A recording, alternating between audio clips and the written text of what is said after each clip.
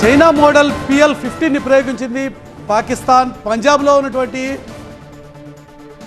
ఒక ప్రాంతాల్లో చాలా క్లియర్గా ఈ మోర్టల్ని మనం చూస్తున్నాం.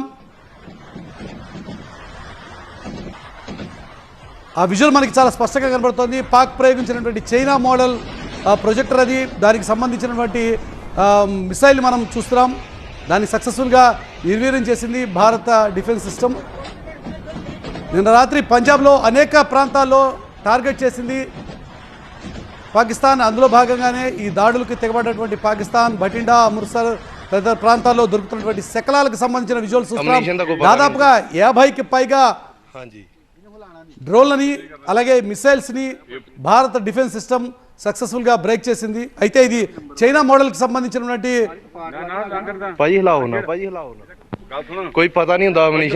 మిసైల్ అది. దానికి సంబంధించినటువంటి విజువల్స్ మీరు స్క్రీన్ మీద చూస్తున్నారు ఆల్రెడీ.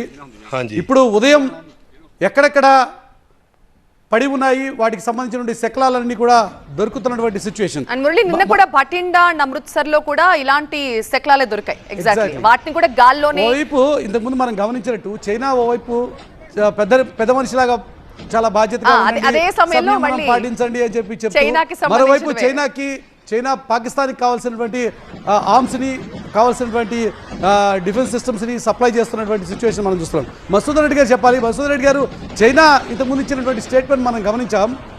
పెద్ద మనిషిలాగా ఇక్కడ రెండు రాష్ట్రాల మధ్య, రెండు దేశాల మధ్య ఉద్రిక్తతలు పెరగడం చాలా ఆందోళనకరం అని చెప్తోంది. కానీ ఆన్ ది అదర్ సైడ్ పాకిస్తాన్కి కావాల్సినటువంటి సహాయాన్ని కూడా చేస్తున్నట్టు మనకు కనబడుతోంది.